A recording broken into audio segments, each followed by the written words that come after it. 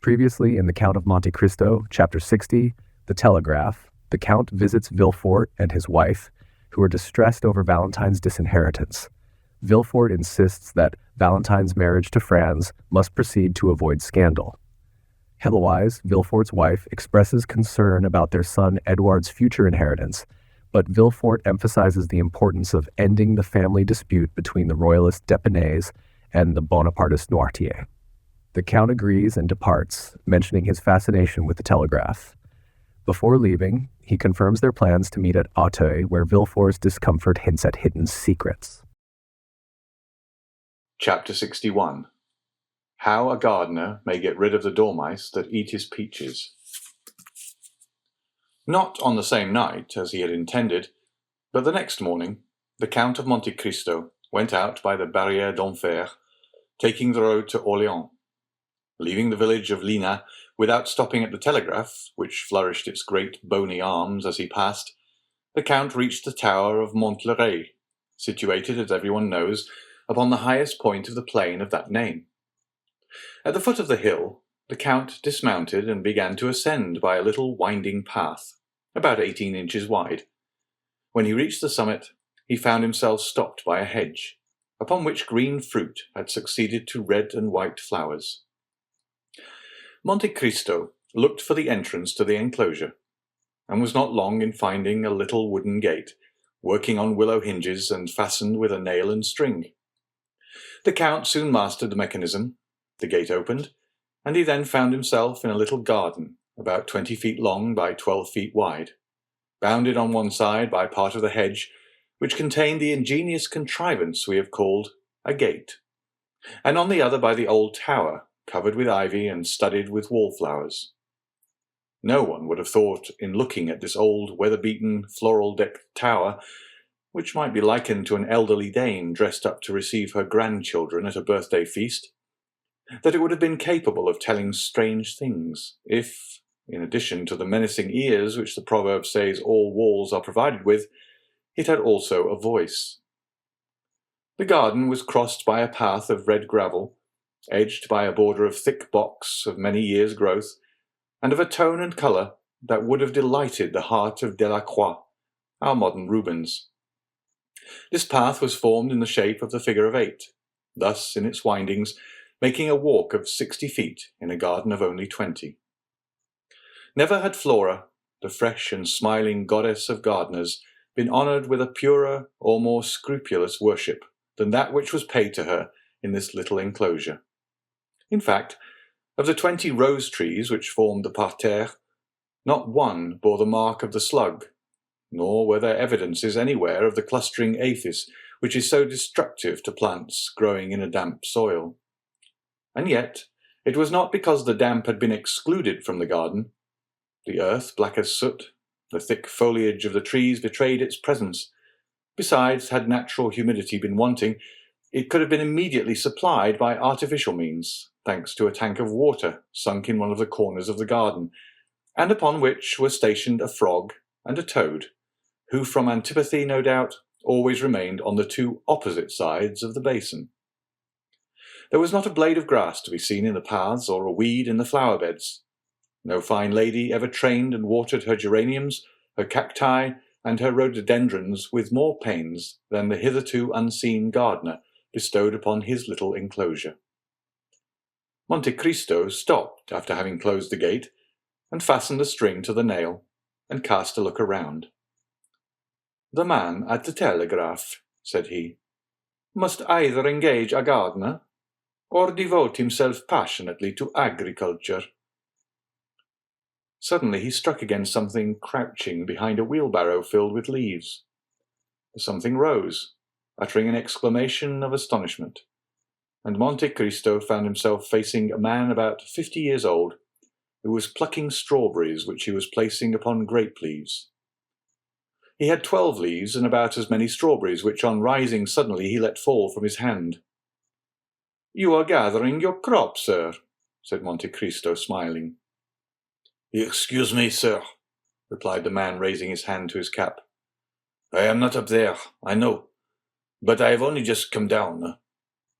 "Do not let me interfere with you in anything, my friend," said the Count. "Gather your strawberries, if indeed there are any left." "I have 10 left," said the man, "for here are 11, and I had 21, 5 more than last year. But I am not surprised. The spring has been warm this year, and strawberries require heat, sir. This is the reason that instead of the 16 I had last year, I have this year, you see, 11. Already plucked 12, 13, 14, 15, 16, 17, 18. Ah, I missed 3.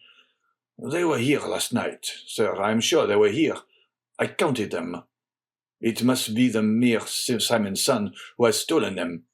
I saw him strolling about here this morning. Ah, the young rascal, stealing in a garden. He does not know where that may lead him to." "Certainly it is wrong," said Monte Cristo.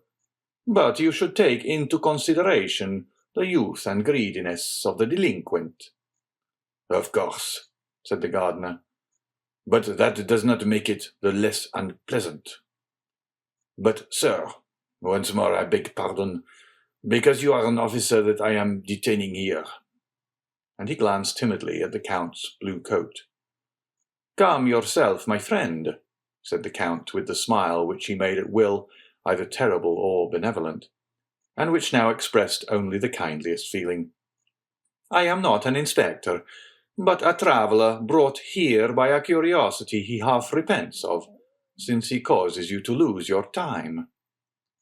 "Ah, my time is not valuable," replied the man with a melancholy smile.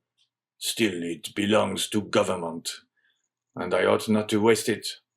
But having received the signal that I might rest for an hour," here he glanced at the sundial, for there was everything in the enclosure of Montlhéry, even a sundial, "and having 10 minutes before me, and my strawberries being ripe, when a day longer, by the by, sir, do you think dormice eat them?" "Indeed, I think not," replied Monte Cristo. "Dormice are bad neighbors for us who do not eat them preserved, as the Romans did." "What?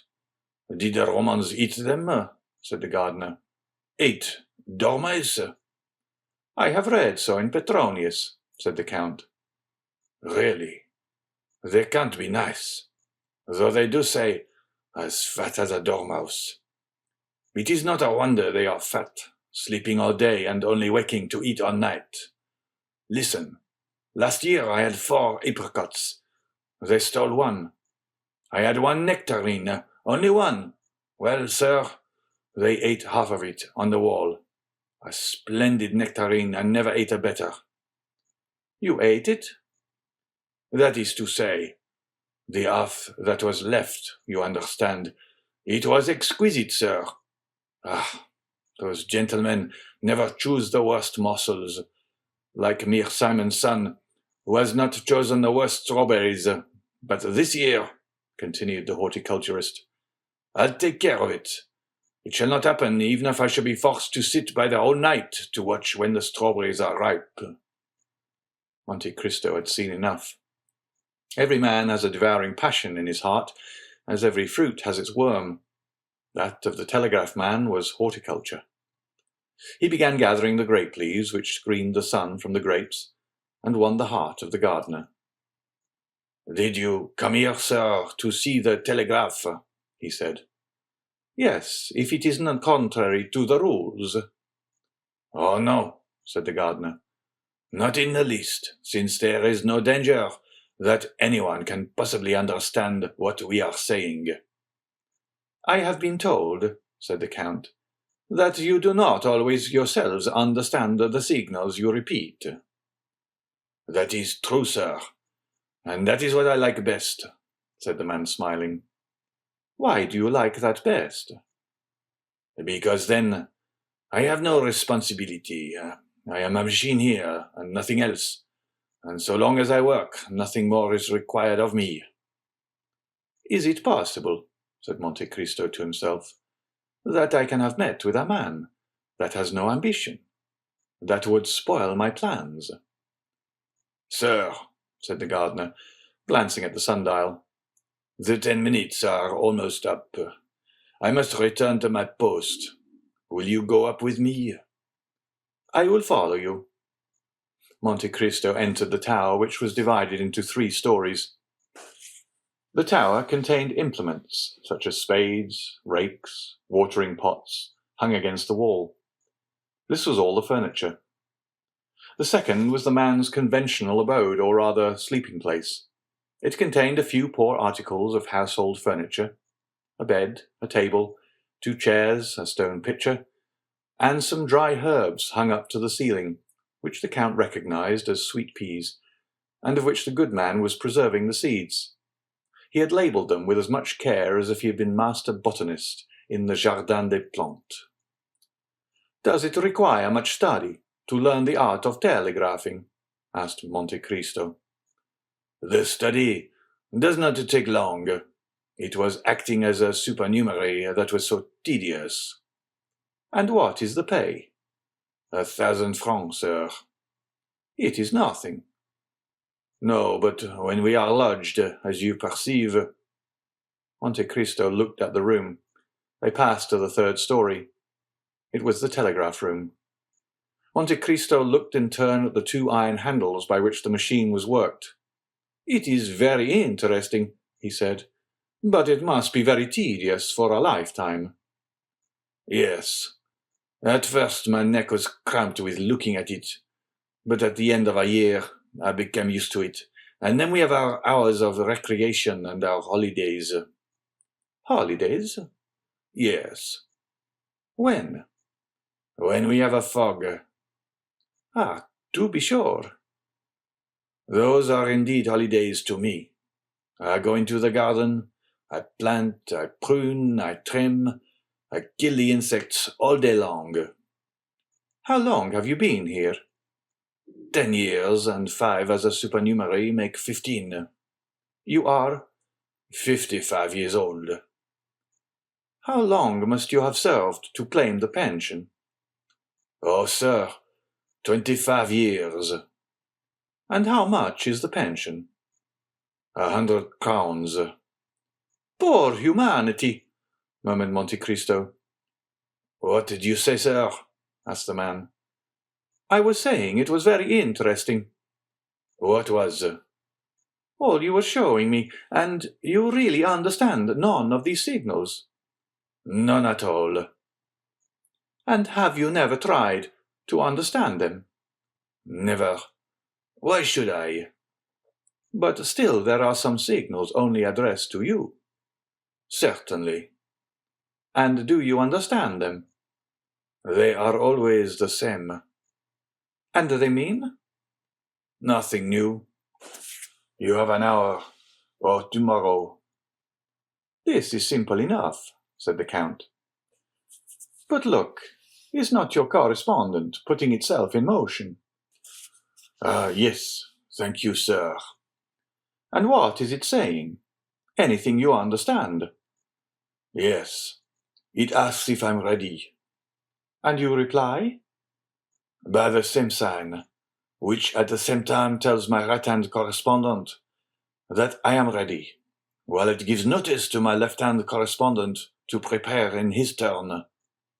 "It is very ingenious," said the Count. "You will see," said the man proudly. "In 5 minutes he will speak." "I have then 5 minutes," said Monte Cristo to himself. "It is more time than I require. My dear sir, will you allow me to ask you a question?" "What is it, sir?" "You are fond of gardening." "Passionately." "And you would be pleased to have, instead of this terrace of 20 feet, an enclosure of 2 acres." "Sir, I should make a terrestrial paradise of it." "You live badly on your 1,000 francs." "Badly enough, but yet I do live." "Yes, but you have a wretchedly small garden." "True, the garden is not large." "And then, such as it is filled with dormice, who eat everything." "Ah, they are my scourges." "Tell me, should you have the misfortune to turn your head while your right-hand correspondent was telegraphing?" I should not see him. Then what would happen? I could not repeat the signals. And then? Not having repeated them through negligence, I should be fined. How much? 100 francs. The 10th of your income. That would be fine work. Ah, said the man. Has it ever happened to you? Said Monte Cristo. Once, sir, when I was grafting a rose tree. Well, suppose you were to alter a signal and substitute another. Ah, that is another case. I should be turned off and lose my pension. 300 francs. 100 crowns, yes, sir. So you see that I am not likely to do any of these things. Not even for 15 years' wages. Come, it is worth thinking about. For 15,000 francs? Yes. Sir, you alarm me. Nonsense. Sir, you are tempting me? Just so. 15,000 francs. Do you understand? Sir, let me see my right-hand correspondent. On the contrary, do not look at him, but at this. What is it? What, you do not know these bits of paper? Banknotes? Exactly. There are 15 of them. And whose are they? Yours, if you like. Mine? Exclaimed the man, half suffocated. Yes, yours. Your own property. Sir, my right-hand correspondent is signaling. Let him signal. Sir, you have distracted me. I shall be fined. That will cost you 100 francs. You see, it is your interest to take my banknotes. Sir, my right-hand correspondent redoubles his signals. He is impatient. Never mind. Take these. And the Count placed the packet in the man's hands. Now, this is not all, he said. You cannot live upon your 15,000 francs. I shall still have my place. No, you will lose it, for you are going to alter your correspondent's message. Oh, sir, what are you proposing? A jest. Sir, unless you force me. I think I can effectually force you. And Monte Cristo drew another packet from his pocket. Here are 10,000 more francs, he said, with the 15,000 already in your pocket. They will make 25,000. With 5,000 you can buy a pretty little house with 2 acres of land. The remaining 20,000 will bring you in 1,000 francs a year. A garden with 2 acres of land? And 1,000 francs a year. Oh, heavens! Come, take them, said Monte Cristo, forcing the banknotes into his hand. What am I to do? Nothing very difficult. But what is it? To repeat these signs. Monte Cristo took a paper from his pocket, upon which were drawn 3 signs with numbers to indicate the order in which they were to be worked. There, you see, it will not take long. Yes, but... do this, and you will have nectarines and all the rest. The shot told. Red with fever, while the large drops fell from his brow, the man executed, one after the other, the 3 signs given by the Count. In spite of the frightful contortions of the right-hand correspondent, who, not understanding the change, began to think the gardener had gone mad. As to the left one, he conscientiously repeated the same signals which were finally transmitted to the Minister of the Interior. Now you are rich, said Monte Cristo. Yes, replied the man, but at what price? Listen, friend, said Monte Cristo. I do not wish to cause you any remorse. Believe me, then, when I swear to you that you have wronged no man, but on the contrary have benefited mankind. The man looked at the banknotes, felt them, counted them, turned pale, then red, then rushed into his room to drink a glass of water, but he had no time to reach the water jug, and fainted in the midst of his dried herbs. 5 minutes after the new telegram reached the minister, Debray had the horses put to his carriage and drove to the Danglars' house. "Has your husband any Spanish bonds?" he asked of the Baroness.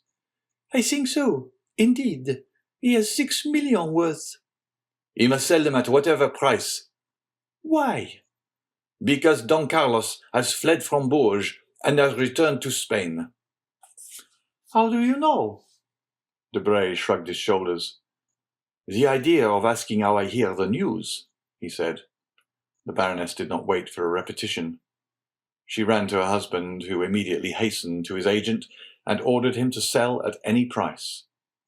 When it was seen that Danglars sold, the Spanish funds fell directly. Danglars lost 500,000 francs, but he rid himself of all his Spanish shares. The same evening, the following was read in Le Messager. By telegraph. The king, Don Carlos, has escaped the vigilance of his guardians at Bourges, and has returned to Spain by the Catalonian frontier. Barcelona has risen in his favour. All that evening, nothing was spoken of but the foresight of Danglars, who had sold his shares, and of the luck of the stock jobber, who had only lost 500,000 francs by such a blow. Those who had kept their shares, or bought those of Danglars, looked upon themselves as ruined, and passed a very bad night. Next morning, Le Moniteur contained the following. It was without any foundation that Le Messager yesterday announced the flight of Don Carlos and the revolt of Barcelona. The king, Don Carlos, has not left Bourges, and the peninsula is in the enjoyment of profound peace. A telegraphic signal, improperly interpreted, owing to the fog, was the cause of this error. The funds rose 1% higher than before they had fallen. This, reckoning his loss and what he had missed gaining, made the difference of 1,000,000 to Danglars. "Good," said Monte Cristo to Morrel, who was at his house when the news arrived of the strange reverse of fortune of which Danglars had been the victim. "I have just made a discovery for 25,000 francs, for which I would have paid 100,000. "What have you discovered?" asked Morrel. "I have just discovered how a gardener may get rid of the dormice that eat his peaches." End of chapter 61.